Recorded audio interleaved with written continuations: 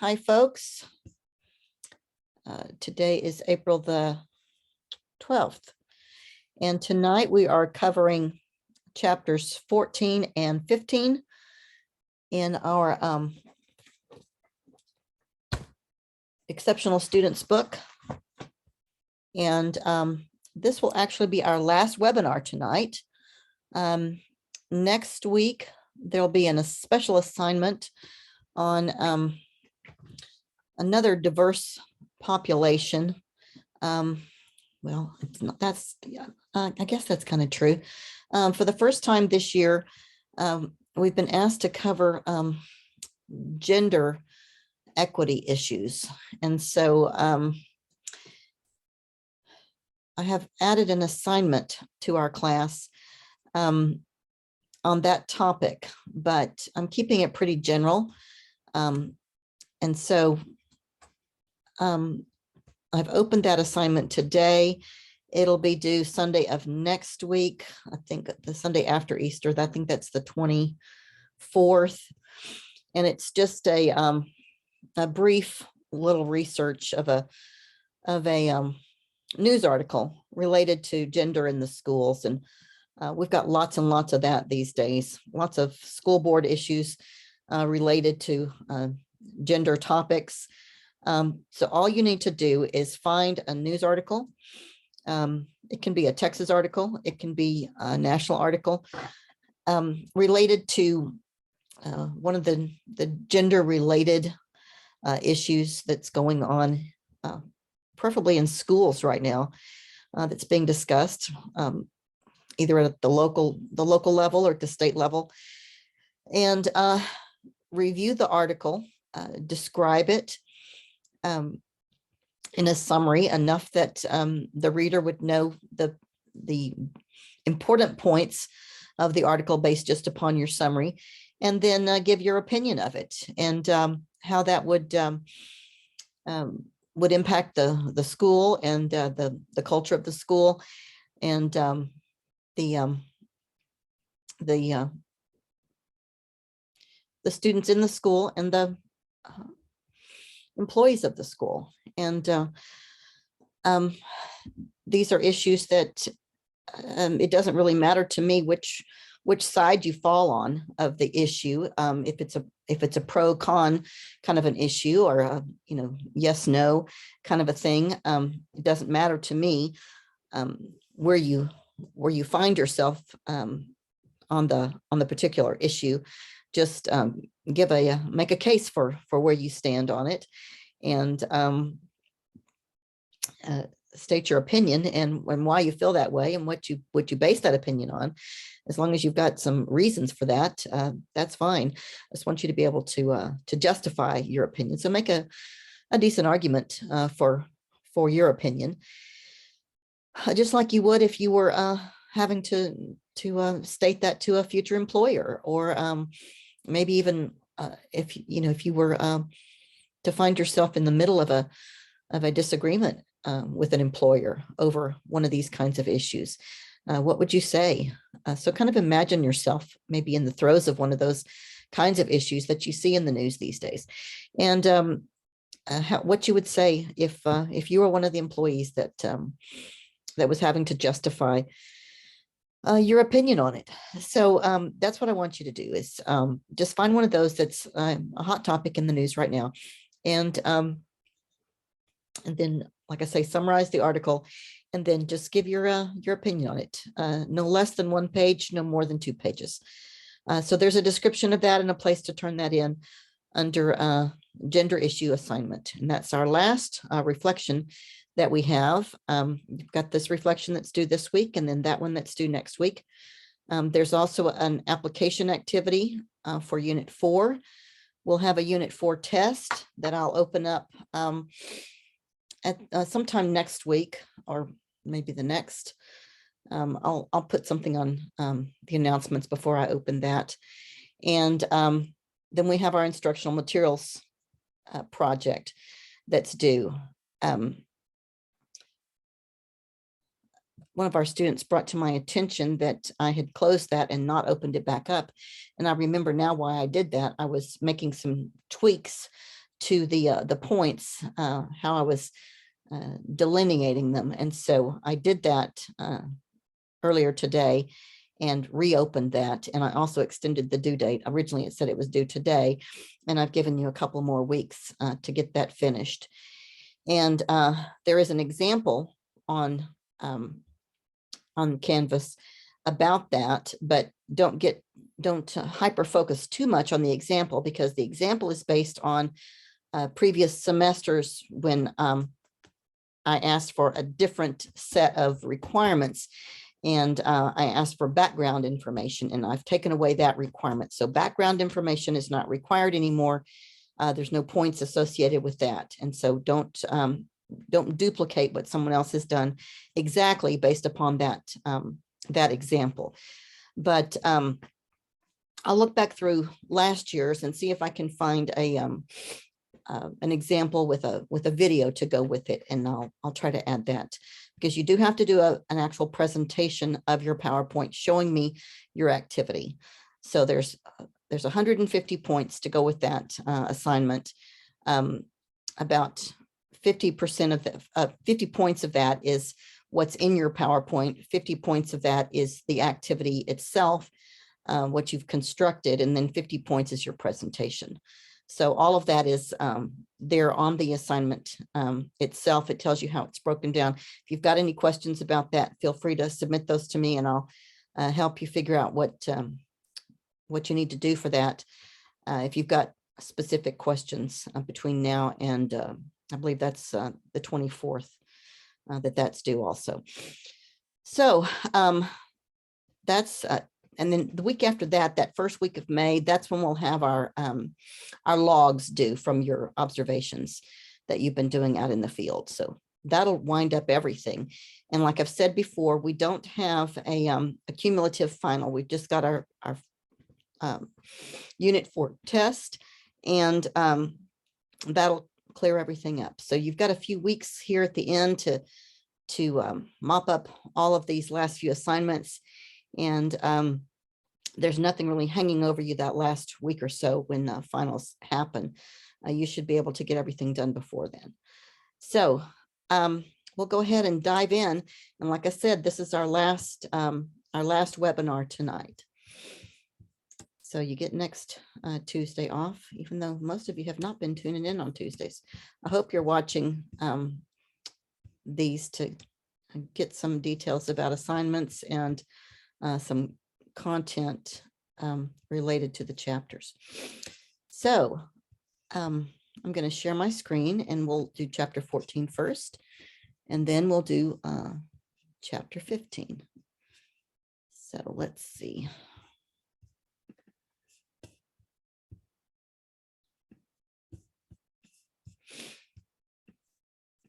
I've got to actually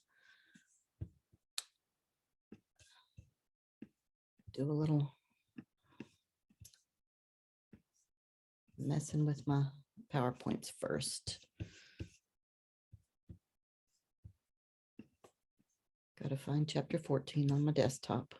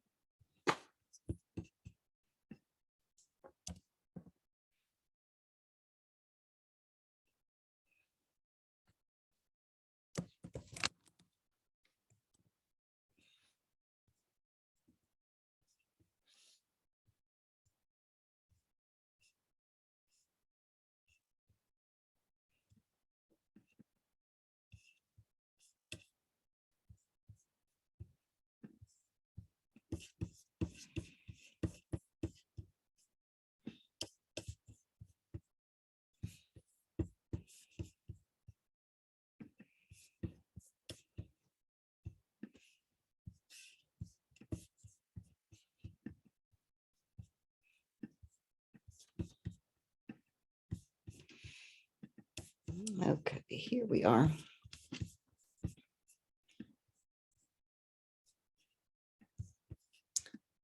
So chapter 14 is about attention deficit disorder.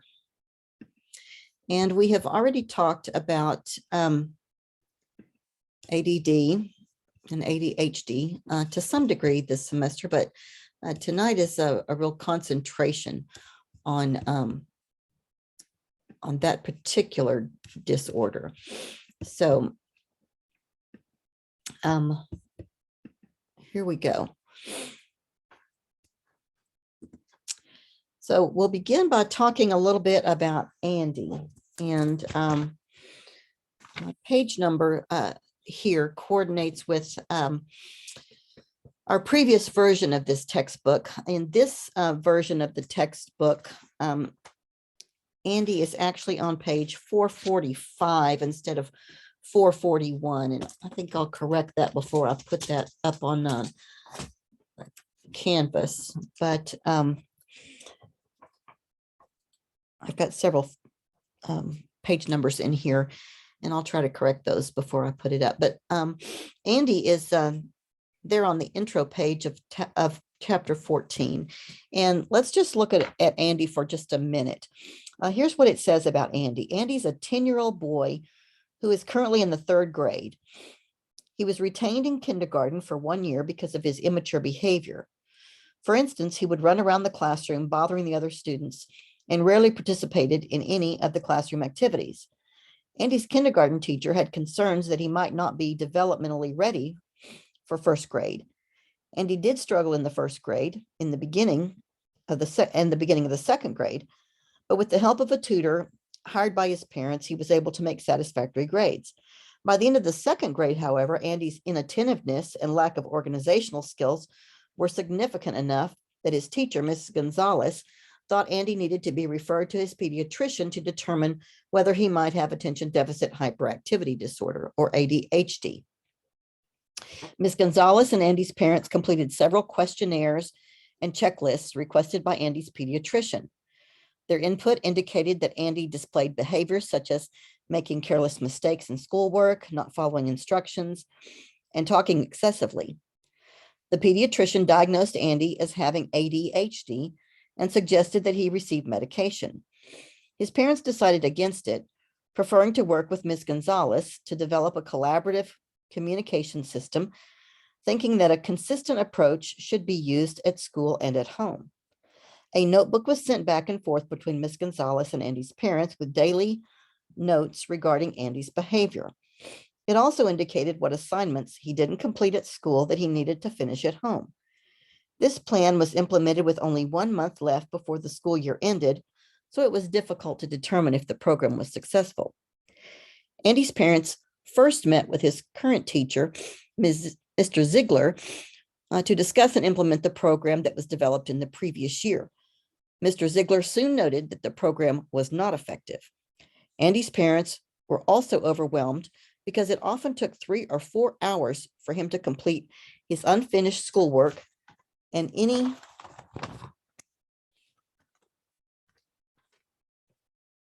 homework.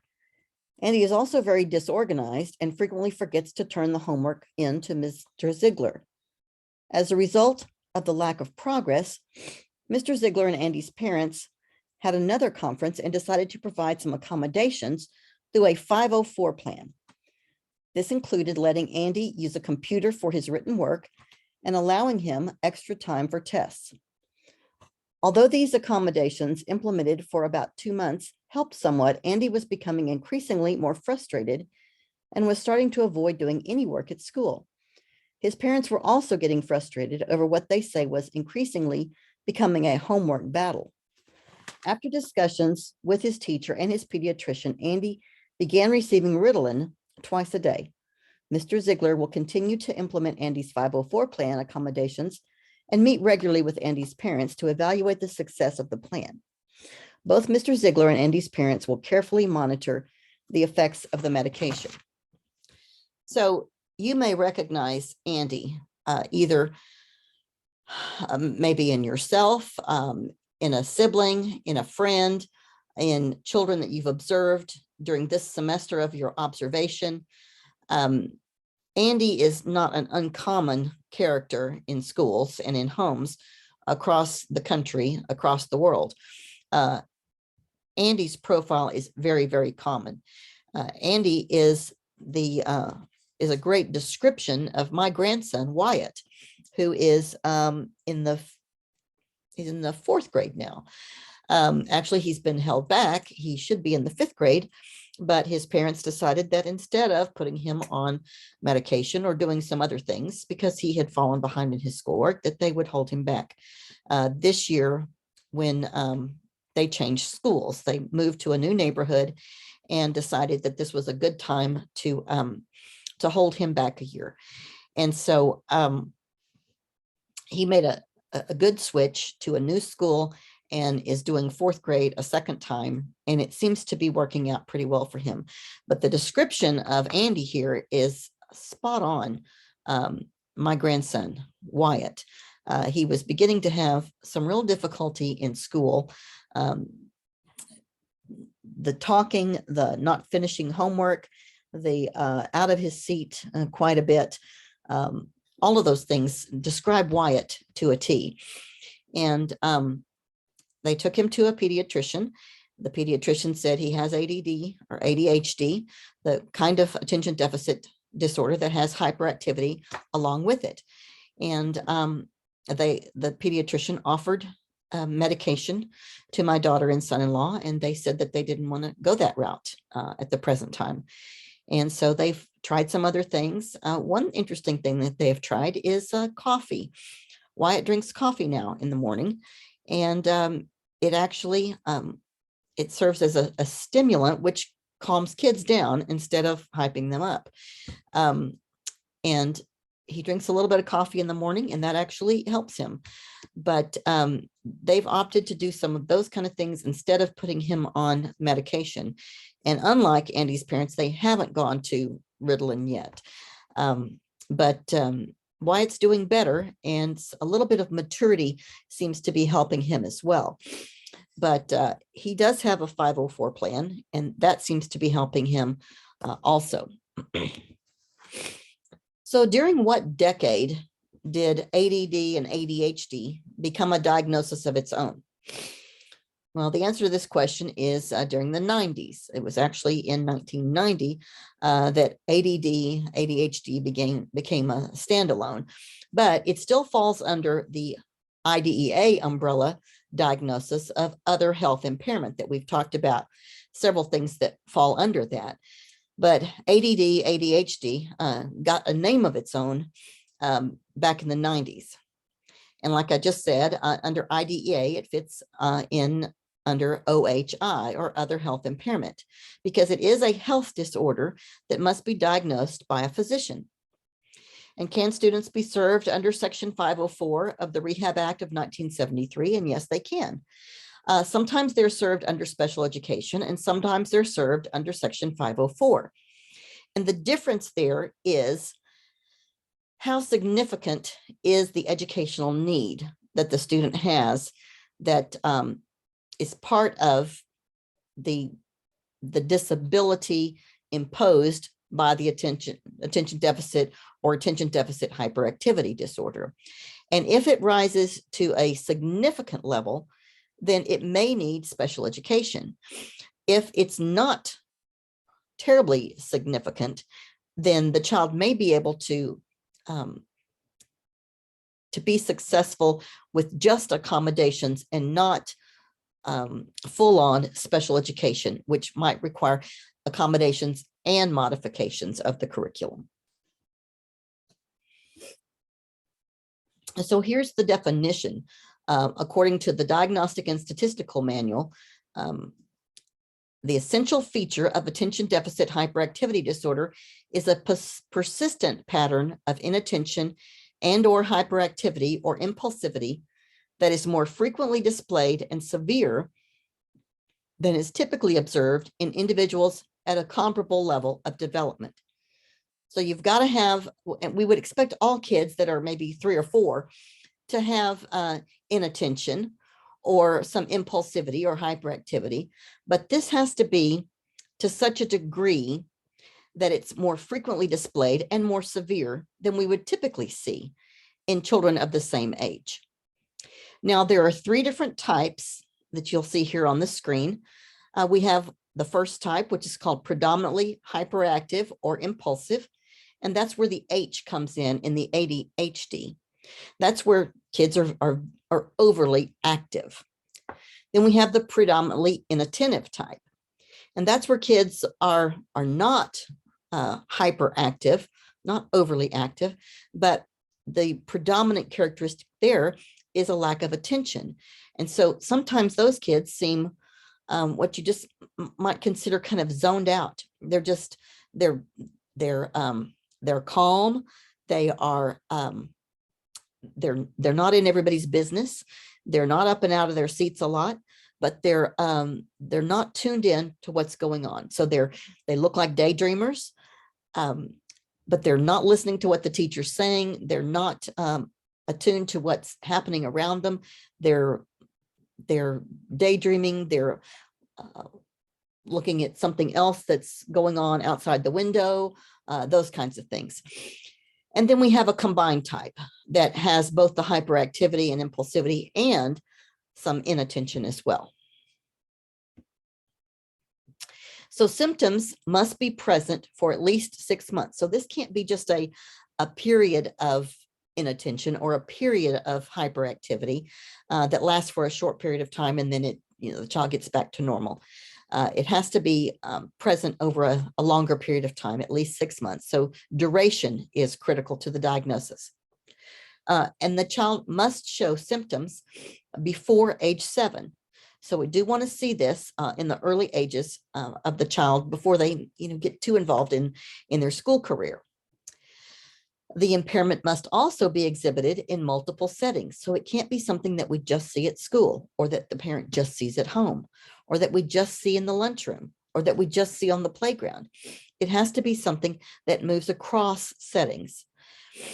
And the impairment must persist to the degree that it is maladaptive, so it's causing problems, and it's inconsistent with the child's developmental level, like I said just a moment ago.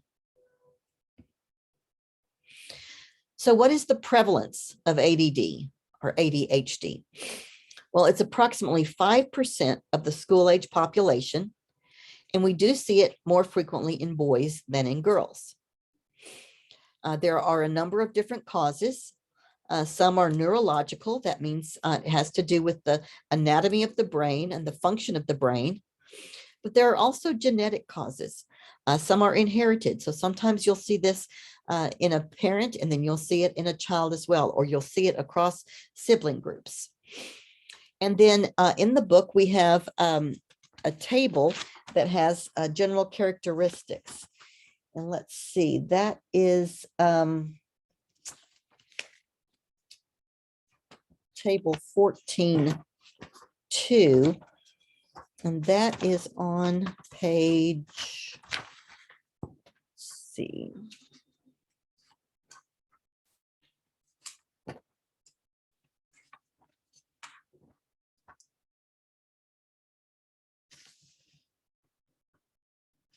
Well,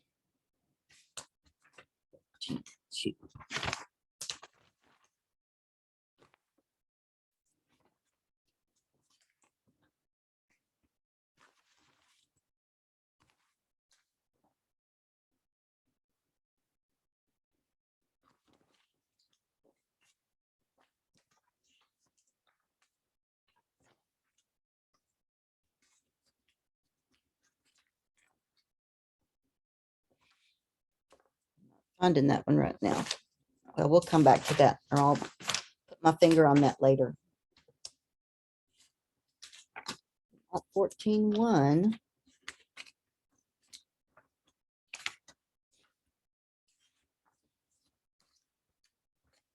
That one's not in the new edition.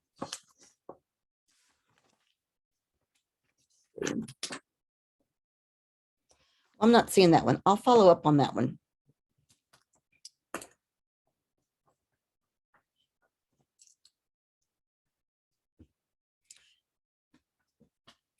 Here's a copy of it at least from the previous textbook. And it's a really good chart. So take a look at it. Here's some cognitive characteristics. Sometimes we do see mild deficits in intelligence, usually 7 to 10 points less in IQ than typical children of the same age. We see deficit academic achievement, so less successful in school, generally speaking. There are often learning disabilities, and you'll see the percentages there. Poor sense of time, decreased nonverbal and verbal working memory, impaired planning ability, reduced sensitivity to errors. You see that with the rushing ahead and not noticing when there are problems, and possible impairment in goal-directed behavioral creativity. There's an issue, and I'm not sure exactly where it is in this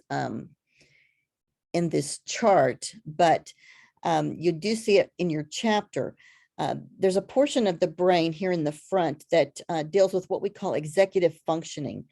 And this is one of the things that's impaired with attention deficit hyperactivity disorder. And some of the things that are controlled with executive functioning are planning, time management, self-control, adaptable thinking, organization, some of those things that children who have difficulty with attention deficit disorder or hyperactivity disorder have problems with. And so problems with executive functioning are very, very common with children with ADD and ADHD, and bleed over into a lot of the things that we expect from children as they begin to grow in school.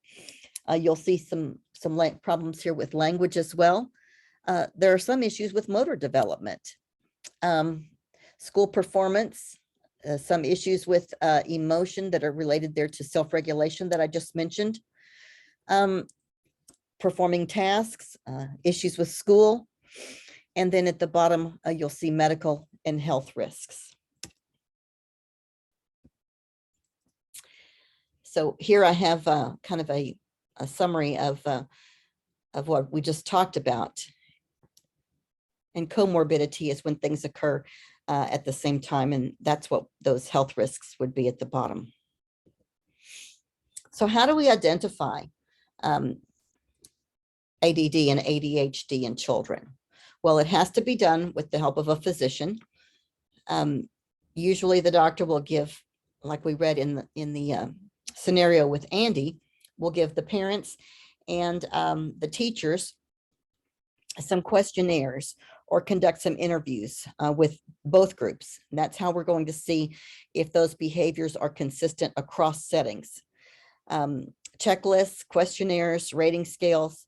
Oftentimes we do academic testing to see how the child is performing in school, because we don't really have a disability if there's not an educational impact. So we want to see how the issue is impacting the student in school, and also often will involve the school counselor or school psychologist or educational diagnostician to help with all of this, gathering the information to put a profile together. So how does all of this impact instruction? Well, we do see a problem oftentimes with academics. And so we've got to help a student who's having issues that impact their academics. Now, oftentimes that comes down to not so much a problem with the academics themselves, but a time management issue or a self-regulation issue, not staying in your seat, not doing your homework on time, maybe not paying attention so that you miss some of the instruction while the teacher was delivering that, maybe getting in trouble and having to be segregated from the rest of the class or down the hall in the principal's office or in school suspension because of disruptions and things like that, and missing important instruction. It may also have to do with memory or not paying attention and missing part of the lesson. So we want to teach some of these skills that can help with those things, that self-regulation, memory, attention, increasing those skills. We may want to work with parents to increase their ability to deal with the student in the home setting. And oftentimes we want to offer some counseling as well.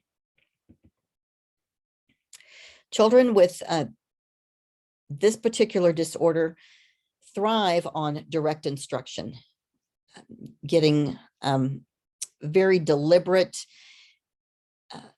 instruction from the teacher as to what's going on step by step, and then repeat of the instruction. That's what we call precision teaching, cognitive behavior modification. Sometimes they do benefit from medication.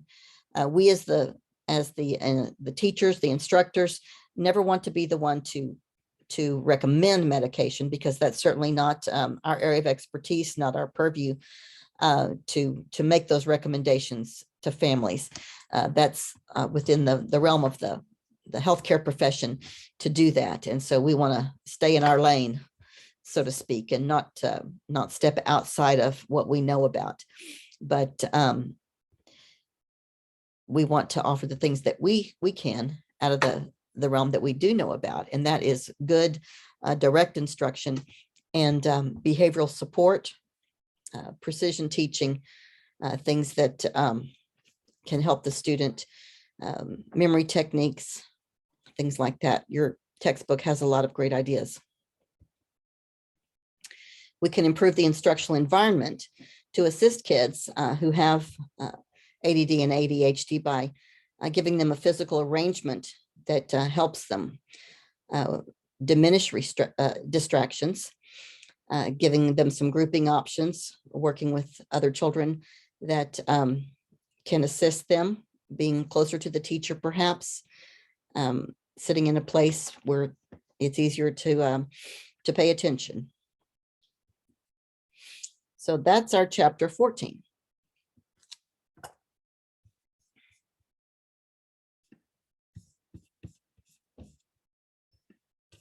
And that takes us to chapter 15. Chapter 15 is about students who are gifted and talented. Now, some of you may say, well, that's not a disability. And it's not a disability, but it is it's an exceptional population. It's a population that is different from other people.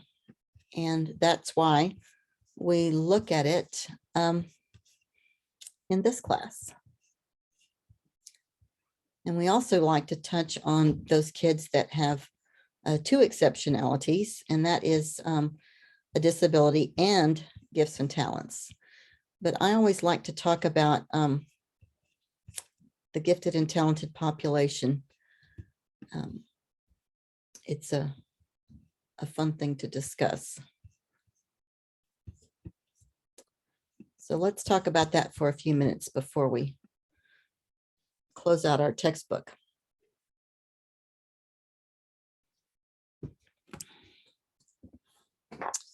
So the history of gifts and talents in our schools began back in the late 1800s.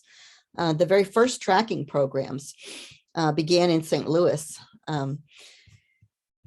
around 1870, when that school district allowed students to complete 8 grades in fewer than 8 years.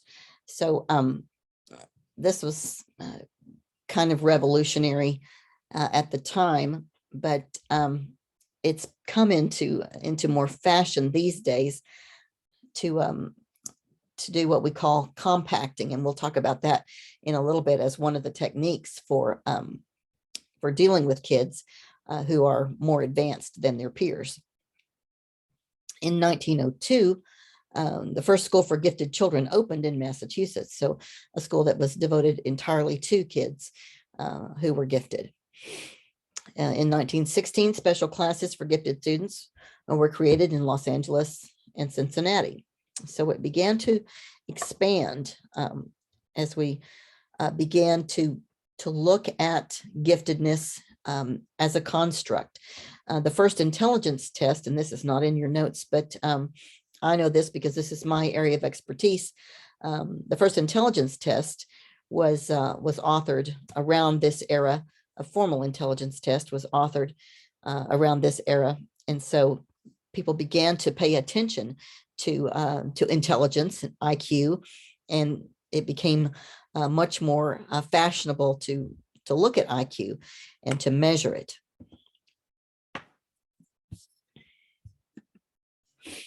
The first federal definition of gifted and talentedness was coined in 1972.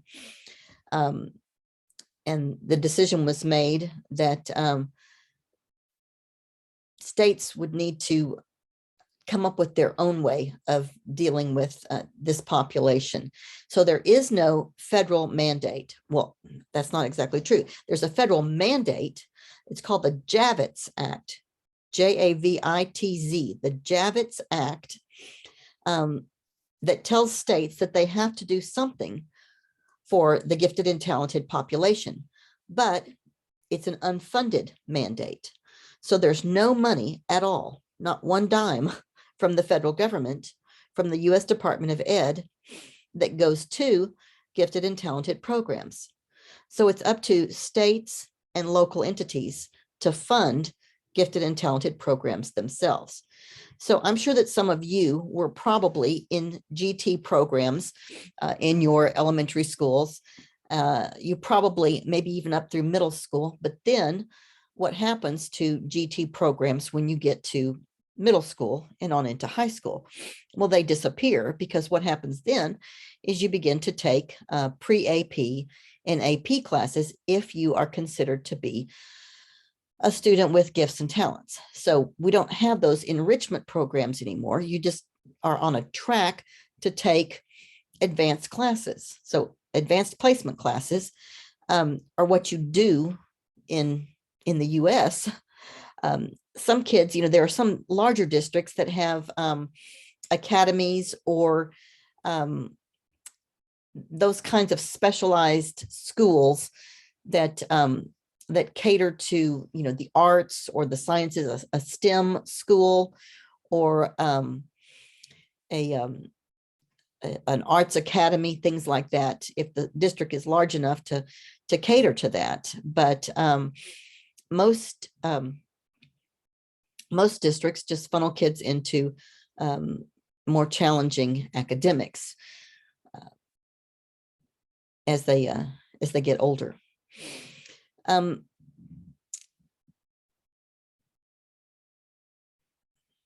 most gifted programs, kids must be capable of high performance in at least one of these areas: general intellectual ability, specific academic aptitude, so a real whiz at science or math, or writing, or literature, creative or productive thinking, leadership, the visual or performing arts. Maybe they're a maestro on the violin, or they're an incredible painter, or psychomotor ability.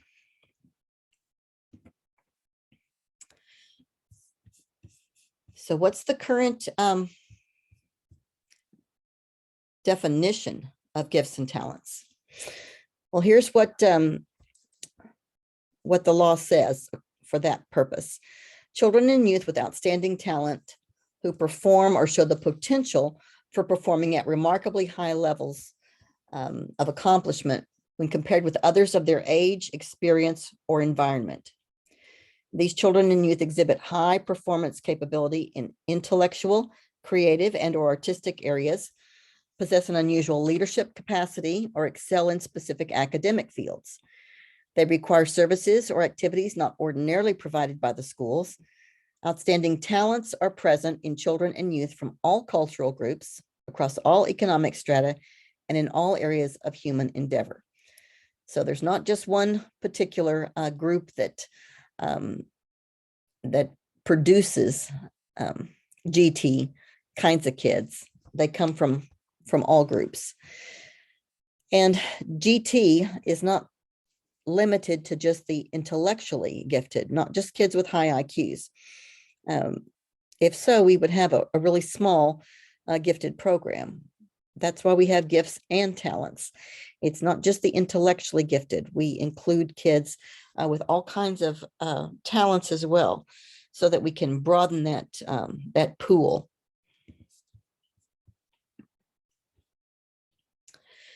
We've got Renzulli, who came up with what we call the 3-ring definition. Renzulli did a lot of research in gifted and talented ness. Gifted and talented students have a combination of above average ability, task commitment, and creativity. Now, I think this is interesting because not all kids who have above average ability also have a commitment to tasks. Some are very bright, but maybe they have that lazy quality. Some are very creative, but maybe they don't have above average ability. Some are very task driven, but maybe they don't have above average ability. So you've got to have a combination of these, according to Renzulli. So here's a diagram that describes all of that and some specific areas of performance that Renzulli recognizes. So what's the prevalence of gifts and talents? Well, that's very difficult to determine because, what areas are we going to consider talents? What's our cutoff for giftedness? That kind of thing. I was in a district a number of years ago. True giftedness would be an IQ of 130, but it depends on where you are as to how many kids you get with a true IQ of 130. I was in a district that didn't have very many kids with a true IQ of 130. And so you might say, well, now, wait a minute, what about the bell curve? I thought, we would have a similar number of kids with that IQ in every population. And that's just not the case. It kind of depends on where you live. As to how many kids you have from that population. If you live close to a research institution like Texas A&M, you're going to have more kids with high IQs that live around there because they've got parents with high IQs. Lots of PhDs in the sciences produce kids with high IQs. And that doesn't sound very politically correct to say, but it's a fact. So some believe that 10 to 15% is accurate, is more accurate. That would be if you're including lots and lots of kids in that talent pool and expecting less out of the gifted pool. But if you broaden that talent pool to include kids who are good at photography and kids who are good at gymnastics and kids who are good at baseball and kids who are, then the pool gets bigger and bigger. But if you're talking straight intellectual giftedness, then we're talking a much smaller pool, 3% or less. But nationwide, we have over 2 million kids who are served in gifted and talented programs. So what are the causes? Well, as I just said a moment ago, we've got genetic links.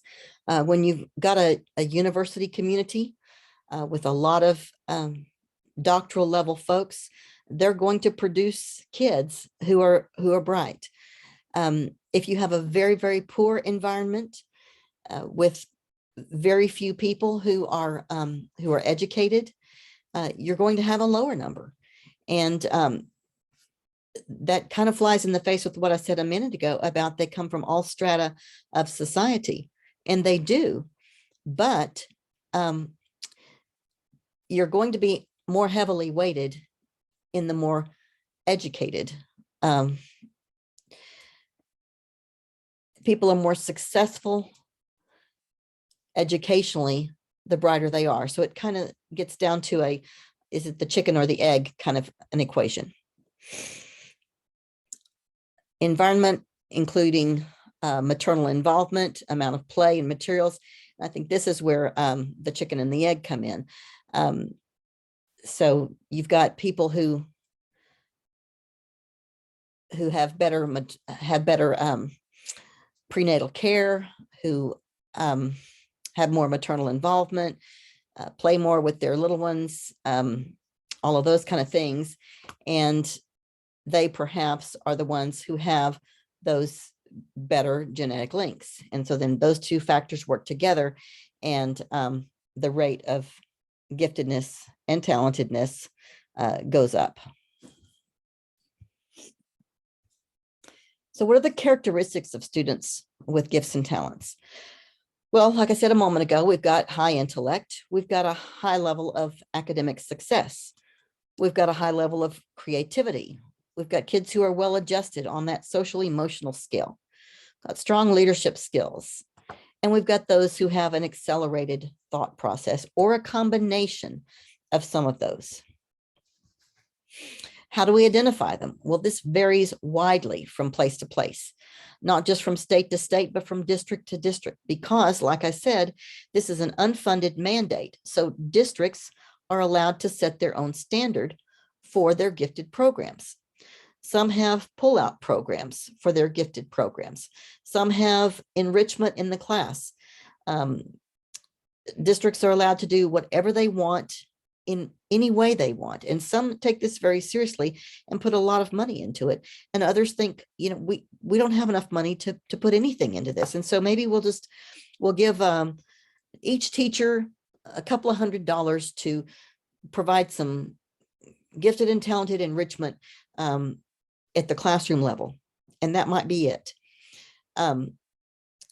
Pick out your gifted kids in your class, and the ones you think that are gifted, give them an extra hour on Friday of extra time on the computer.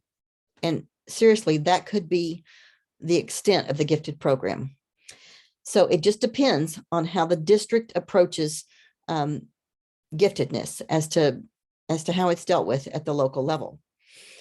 Most districts use IQ in some way to make that identification. Others use teacher and peer nominations. Some use parent nominations, but think about it. If you're using parent nominations, most parents are going to say their kids are gifted. Rating scales, checklists, you know, does your child meet these criteria? Let the teachers do that. But then we also have that halo effect where teachers think all the little, you know, goody kids are gifted, and how, you know, the kids who are more challenging aren't. And sometimes those are the ones who truly are gifted, but they maybe they're precocious and cause the teacher maybe a little more effort. We might give achievement tests to see how they are doing on their the schoolwork. We look at their STAR tests, see who's done well on that. We look at creativity. We might look at some alternative assessments to see how they score in various areas. Little ones, preschoolers, those are most readily recommended by parents.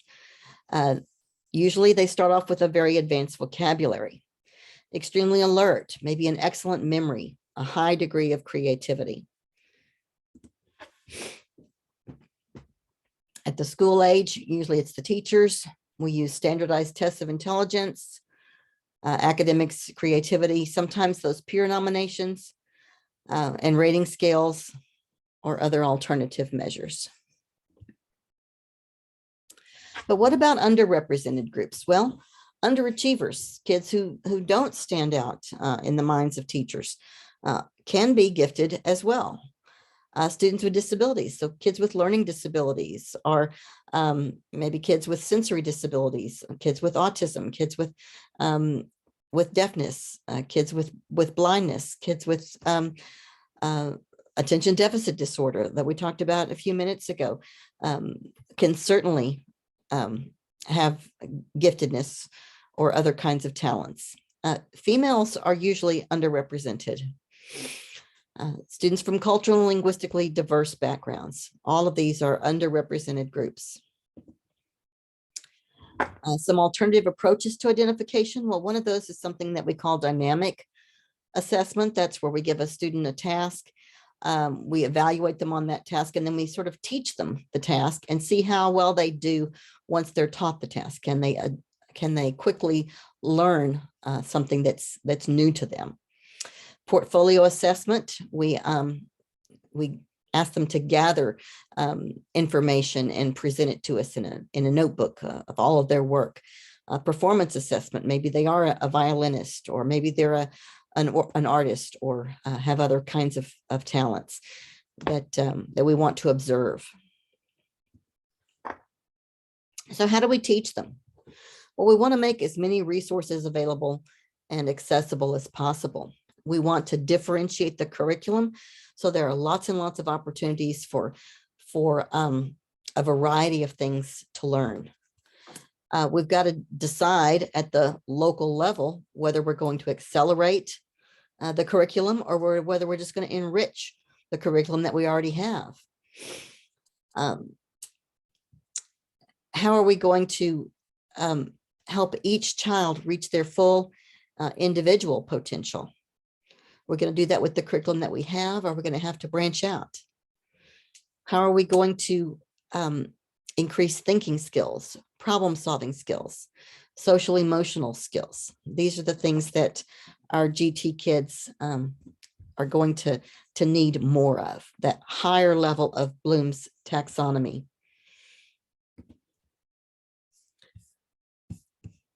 Here's a list of advantages of using the acceleration approach, when we just go faster through the curriculum, working toward early graduation, going at a faster pace through the curriculum. That would be kind of that AP approach. And there's Bloom's taxonomy. We want to be working from that lower level, the number 1 and 2 of Bloom's taxonomy, up to those higher levels. Synthesis, evaluation, so that we're asking kids to think at a deeper level. We want to ask kids who are gifted and talented to do some of these higher things. We want to ask them to do some of the mentoring. Curriculum telescoping and compacting, that's pulling out the key elements, not perhaps going over every single skill at a particular grade level, but pulling out the important things or key concepts and hitting just on those.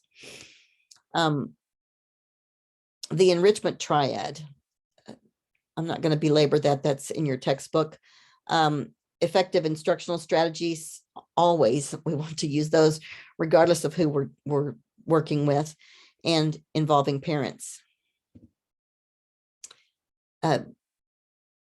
Perhaps we have a school-wide model that I mentioned a minute ago, where we're enriching everybody's curriculum rather than just targeting particular kids. We may then, secondly, targeting just one child and letting him be more of an independent learner, the autonomous learner model, or we may be integrating into the whole curriculum. There's a schematic of the autonomous learning model.